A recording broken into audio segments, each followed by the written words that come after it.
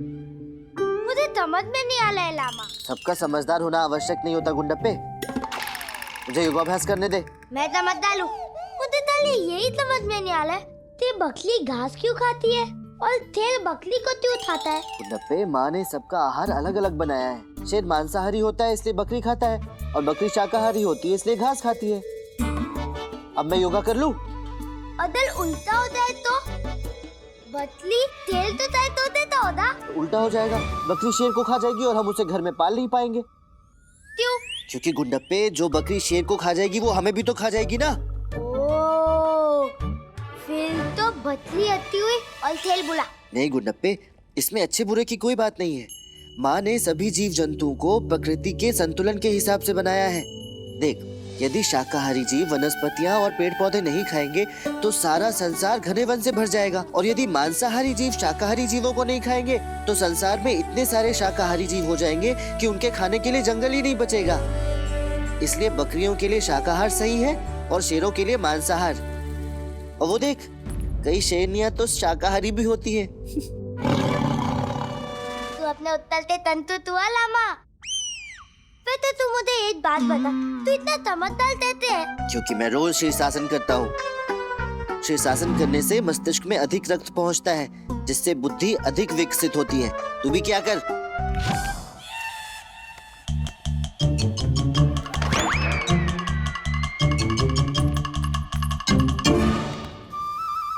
बस कर गुंडप्पे, चोट वोट लग जाएगी।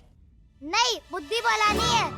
अगर उल्टे होने से बुद्धि आ जाती तो चमगादड़ सबसे ज्यादा बुद्धिमान होते। सारे दिन तो पेड़ से उल्टे लटके रहते हैं। लामा, तुझे चमगादड़ तेली है। नहीं नहीं, वो क्या हुआ अम्मा? आज भी म्याऊ म्याऊ बिल्ली सारा दूध पी गई। अम्मा, दूध तो तुम्हारे मुंह पर लगा हुआ है।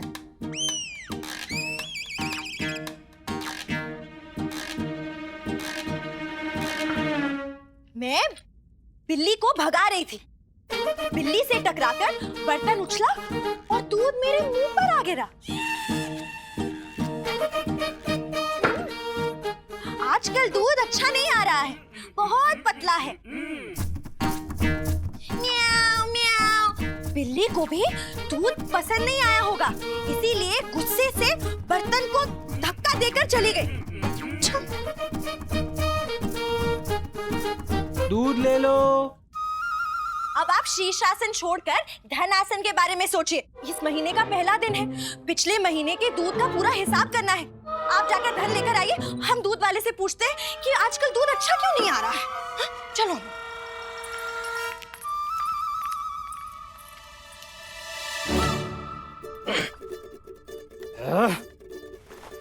हम पत्नियों को सीधा करना इन पत्नियों को अच्छी तरह से आता है। महीना खत्म हुआ नहीं कि दूध का हिसाब, अनाज का हिसाब, धोबी का हिसाब, लकड़ी का हिसाब, इसका हिसाब, उसका हिसाब।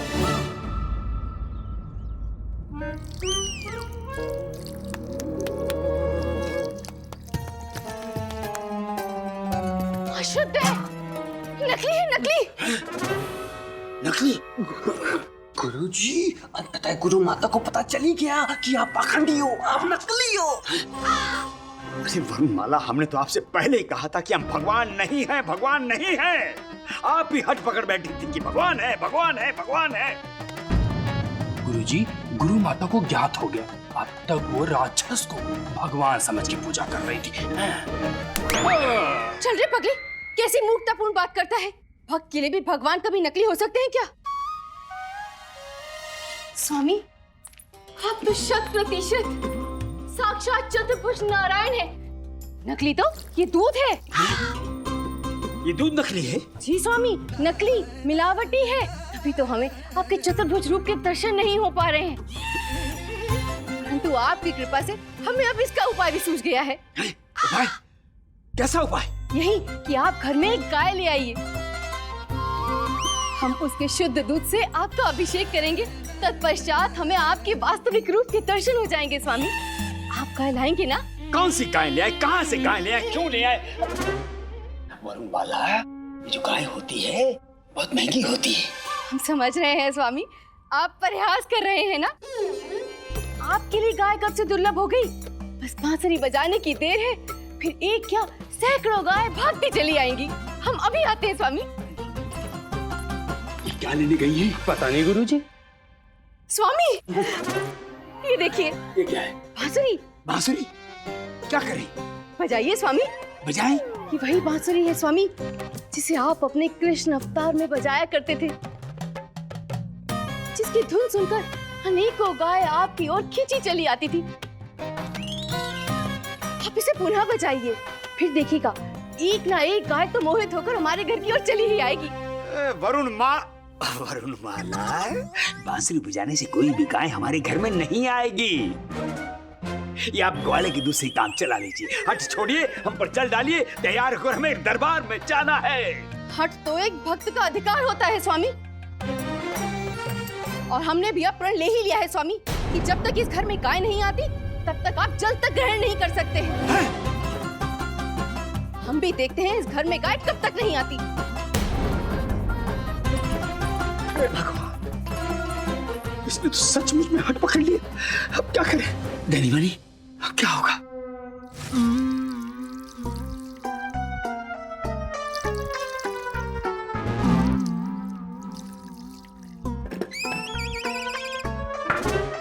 आजकल दूध बहुत पतला आ रहा है, दही भी बहुत पतली जम रही है, घी भी बहुत कम निकल रहा है। म्याऊ म्याऊ। बिल्ली को भी दूध पसंद नहीं आ रहा, इसीलिए बिल्ली बर्तन को धक्का मारकर चली जाती है। ये क्या महोदया, आप भी सुबह सुबह मजाक कर रहे हो?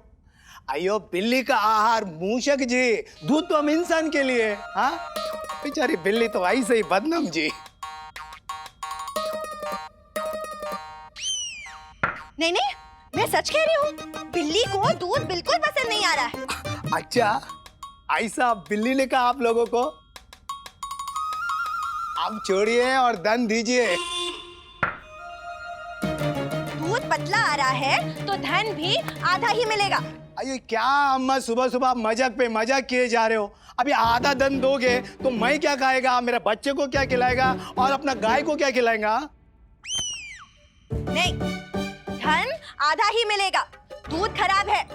हाँ, पूरा महीना दूध दिया, दूध अच्छा, अभी धन देने का समय दूध खराब। अब मालूम नहीं दूध खराब है क्या नीयत खराब है। अपनी सीमा में रहो और ये लो अपना धन।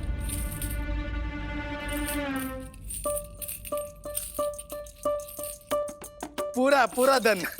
धन्यवाद धन्यवाद। जब धन पूरा लेते हो तो दूध भी पूरा दो ना। जब अम्मा और शारदा कह रही हैं कि दूध में पानी था तो पानी था, अब वो झूठ कहेंगे क्या?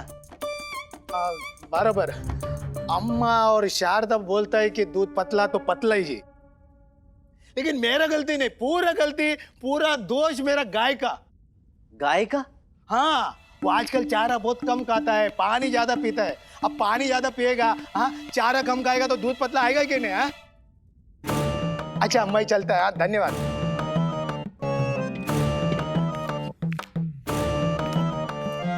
सुना शारदा, गाय अधिक पानी पीती है इसलिए दूध पतला देती है, ऐसा भी कभी होता है क्या भला?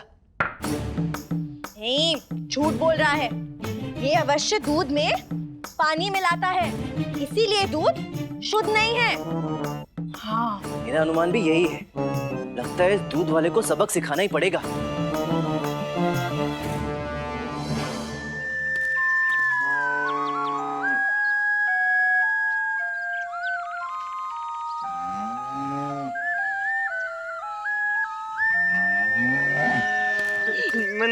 मनी हमें तो गुरुजी का उत्साह बड़ा नहीं होगा। गुरुजी और जोर से बजाइए बांसुरी ताकि गाय आपके समीप आ जाए। अरे गुरुजी, अद्भुत, क्या बढ़िया बजाते हैं, क्या सुर है, क्या लय है, क्या ताल है, बजाते रहिए।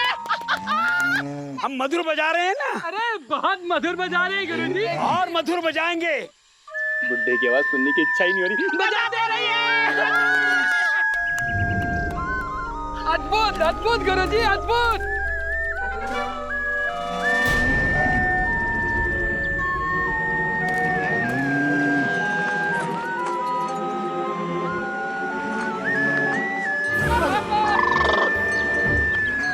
गुरुजी शीघ्रता कीजिए। कितना शीघ्र करें, इतनी शीघ्रता से तो बजा रहे हैं। चिंतित ना हो, आएगी आएगी, अवश्य आएगी। अरे गुरुजी, आएगी नहीं, आ रहा है गुरुजी, भागिए नहीं तो चटनी बना देगा।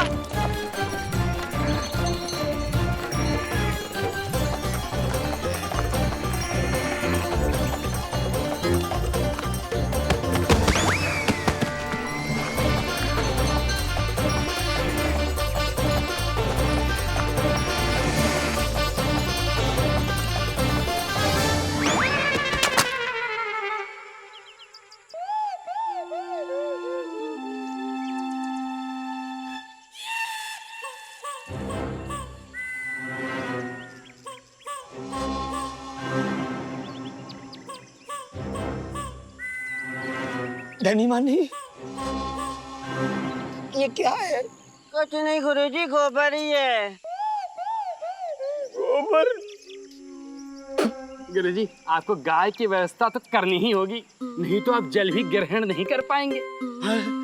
आज तो आप गोबर में गिरे हैं, ना जाने कल आप कहाँ कहाँ गिरे। हे भगवान, मैं तो कहता हूँ गुरुजी, कुछ तो कीजिए, सोचिए सोचिए, कैसे गाय आएगी। तब तो बस महाराज श्री कृष्णदेव राय जी का आसरा है। अब तो उनसे दान में गाय के लिए कोई युक्ति सोचनी ही पड़ेगी। गुरुजी एक बात कहें? कहो। बहुत ही सुंदर लग रहे हैं इस रूप में आप। अच्छा, इधर आइए। गुरुजी।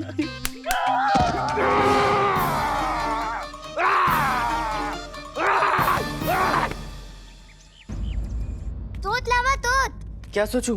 यही इतनी दाल से कह दी, दाल नहीं आई थी तो हम लोग दूध कैसे पियेंगे, दूध नहीं पी पाएंगे तो दिमाग का जाएगा, तो तोत लावा तो तोत। अरे चुप कर गुंडप्पे, गाय सोचने से नहीं आती है, और इतना धन कहाँ बचा पाता हूँ कि गाय खरीद पाऊँ, और गाय को खिलाने के लिए चारा भी तो लाना पड़ेगा ना।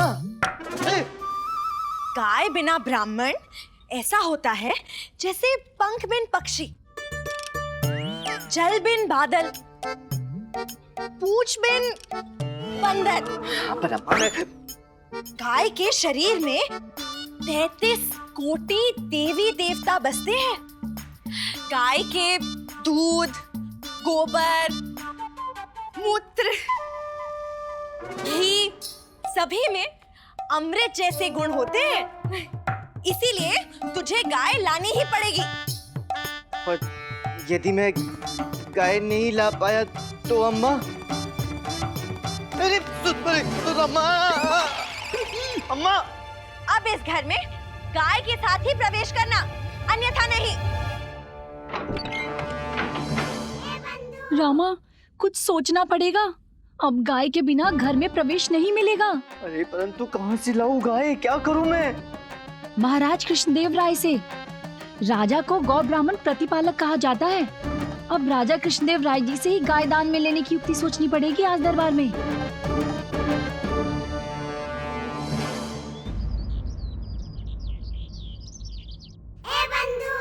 सोचो रामा सोचो, कैसे मांगोगे महाराज से दान?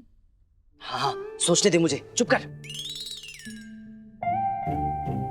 जब भी हम सोचने का प्रयास करते हैं, गोबर सामने आ जाता है। हे भगवान, न जाने आज क्या होगा, कैसे मांगेंगे हम महाराज से गाय का दान। महाराज कृष्णदेव राय की जय! महाराज कृष्णदेव राय की जय! महाराज कृष्णदेव राय की जय! महाराज, यदि आपकी अनुमति हो तो दान देने की सामग्री मंगवा ली जाए। जी मंत्रीवर। धनीमणि, लगता है हमारे महाराज अंतर्यामी हो गए, समझ गए हैं कि हमें दान चाहिए। महाराज दान के लिए सामान मंगवा रहे गुरुजी, गाय नहीं। दान? किसे दान देना चाहते हैं महाराज? जिसे भी दे, तुम उसी बीच मौका देखकर अपने लिए भी दान मांग लेना रामा। हाँ। राजा खुद ही दान की भूमिका बांध रहे हैं।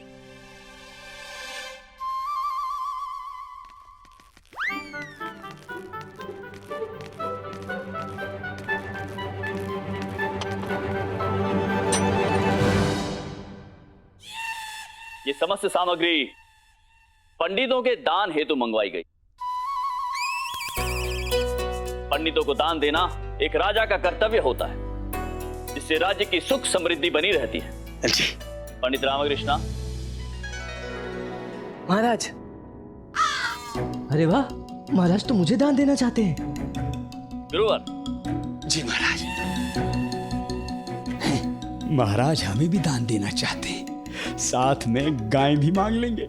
आप दोनों को तो भली भांति स्मरण होगा कि हम प्रतिवर्ष अपने ननिहाल के पंडितों को दान भेजते हैं। जी स्मरण है महाराज। तो ये समस्त सामग्री भी उन्हीं के लिए मंगवाई गई है। हमारे ननिहाल के पंडित प्रतिवर्ष हमारे राज्य के लिए प्रार्थना करते हैं, पूजा पाठ करते हैं। तो हम चाहते हैं कि पंडित रामकृष्ण आप और गुरुवर आप दोनों मिलकर इस सामान का निरीक्षण कीजिए, और यदि इसमें कुछ कम हो तो हमें बताइए, ताकि वो भी हम साथ में भेज सकें। महामंत्री जी। महाराज,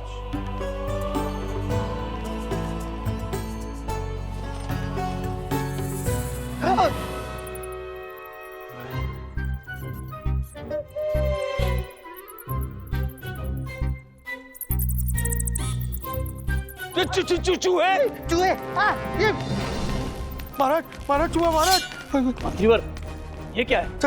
चूहे महाराज। चूहे है तो हम भी देख रहे हैं, परंतु ये आए कहां से? पता नहीं महाराज। चूहे दूर दूर दूर।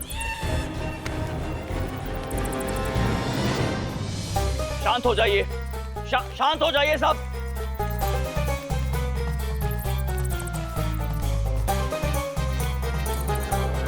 शांत। महाराज, चूहे भाग रहे हैं।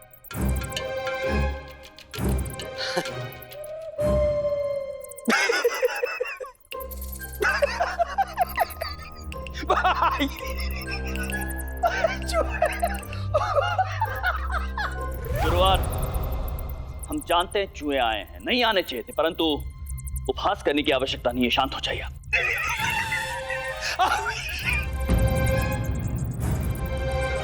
चूहे चूहे महाराज, चूहे। गुरुवार, हमने कहा शांत हो जाइए, उपहास मत कीजिए।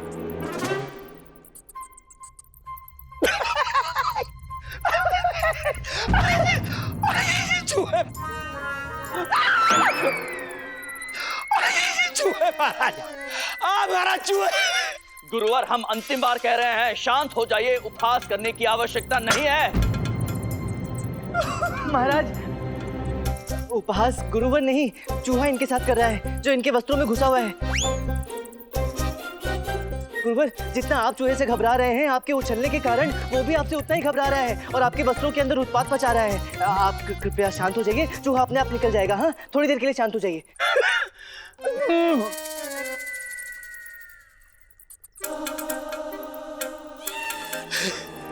गया। जी हाँ, चला गया चूहा गुरुवार। सभी चूहे चले गए, परंतु हम अचंभित हैं आप सभी की प्रतिक्रिया देखकर। ये चूहों को देखकर हमारे साहसी दरबारी इतने भयभीत हो गए थे, इतने भयभीत हो गए। जाने सीमा रेखा पर शत्रुओं के समक्ष जब खड़े होंगे तो क्या करेंगे। महामंत्री जी। महाराज, ये सारे चूहे आए कहां से? समस्त सामग्री को कुतर दिया है। महाराज, वो ये तो क्या हो क्या रहा है हमारे राज्य में? इतने सारे चूहे आ गए हैं और आप सब क्या कर रहे हैं? चैन से सो रहे हैं? पंडित रामकृष्ण महाराज, आप इन चूहों के विषय में कुछ कहना चाहेंगे? यही कि इज्जत बच गई महाराज। आपका तात्पर्य क्या है पंडित रामकृष्ण? गुरुजी, पंडित रामकृष्ण कहना चाहते हैं कि चूहे के कारण आपके वस्त्र उतरने वाले थे। चुप रहो मूर्ख। पंडित रामकृष्ण, स्पष्ट कीजिए, इज्जत बच गई से आपका तात्पर्य क्या है? महाराज, मैं इस राज्य की, विजयनगर की और आपकी इज्जत की बात कर रहा था। जरा सोचिए, यदि ये टोकरी आपके ननिहाल में खुलती तो इन चूहों के साथ साथ उनका कुतरा हुआ दान का सामान आपके ननिहाल पहुंच जाता और फिर आपकी और विजयनगर की इज्जत तो नष्ट ही हो जाती ना। कथन तो सत्य आपका पंडित रामकृष्ण। महामंत्री जी। महाराज, नए सामान सामग्री की व्यवस्था करवाइए। जो आज्ञा महाराज। ले जाइए इसे जल्दी। रामा, क्या सोच रहे हो? ये सही मौका है, चूहों के बहाने दान की बात कर लो। चूहों के बहाने दान? वो कैसे? ये सोचना तुम्हारा काम है रामा। चतुर पंडित रामाकृष्ण तुम हो, मैं नहीं। महाराज, एक बात कहनी थी। जी कहिए। महाराज, चूहे यहाँ से गए हैं, किंतु हैं तो राज्य में ही, और यदि रहेंगे तो चीजों को कुतर कुतर कर नष्ट करते रहेंगे। हो सकता है वो दान का दूसरा सामान भी कुतर जाए। आप कहना क्या चाहते हैं? चूहों को मिटाने के उपाय महाराज। जरा सोचिए, आज इतने से चूहों के कारण दरबार में इतना उत्पात मच गया, कल इन्हीं चूहों की जनसंख्या बढ़ेगी, ये दुगुने, चौगुने, 100 गुने हो जाएंगे। फिर क्या होगा महाराज? फिर क्या होगा? प्रलयकारी स्थिति उत्पन्न हो जाएगी महाराज। सबसे पहले ये चूहे हमारे घरों में घुसकर सारा सामान कुतर देंगे। हो सकता है कि राज्य के खजाने में घुसकर सारा धन भी कुतर दें। उसके बाद ये हमारे घरों की नींव खोदने लगेंगे, मकान, महल सब ढह जाएगा। उसके बाद ये नगर की बांध की नींव खोदने लगेंगे महाराज। चारों ओर जल प्रलय हो जाएगी महाराज, और जो इस जल प्रलय से बच जाएगा और शरण लेने के लिए सुरक्षित स्थान पर जाएंगे, तो ये चूहे वहां आकर उनके वस्त्रों में घुस जाएंगे महाराज। अम्मा! नहीं नहीं महाराज, बहुत कष्टकारी होगा महाराज, बहुत कष्टकारी होगा। ये नहीं हो सकता महाराज। नहीं महाराज, इन चूहों को मिटाने का कोई उपाय तो करना होगा, उपाय सोचना होगा महाराज। परंतु कैसा उपाय? कोई ऐसा उपाय जिससे चूहे खत्म हो जाए महाराज। हमारे पास उपाय है महाराज। हाँ तो बताइए गुरुवर। महाराज, राज्य में बिल्ली पालते हैं। बिल्ली? बिल्ली पालेंगे तो बिल्ली बिल्ली बिल्ली बिल्ली बिल्ली बिल्ली चूहों को मारेगी, चूहों को खाएगी, चूहों को भगाएगी।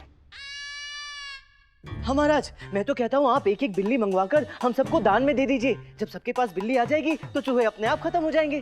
और हाँ महाराज, बिल्ली दूध पीती है ना, तो केवल बिल्ली नहीं, बिल्ली के साथ साथ आप एक गाय भी दे दीजिए। बिल्ली गाय का दूध पीकर मोटी हो जाएगी, मोटी हो जाएगी तो चूहों को भगाएगी, खाएगी, और सब चूहे भाग जाएंगे। उपाय तो उपयुक्त प्रतीत होता है महाराज। उचित है, आप सभी को एक एक बिल्ली दी जाएगी और साथ ही साथ एक गाय भी।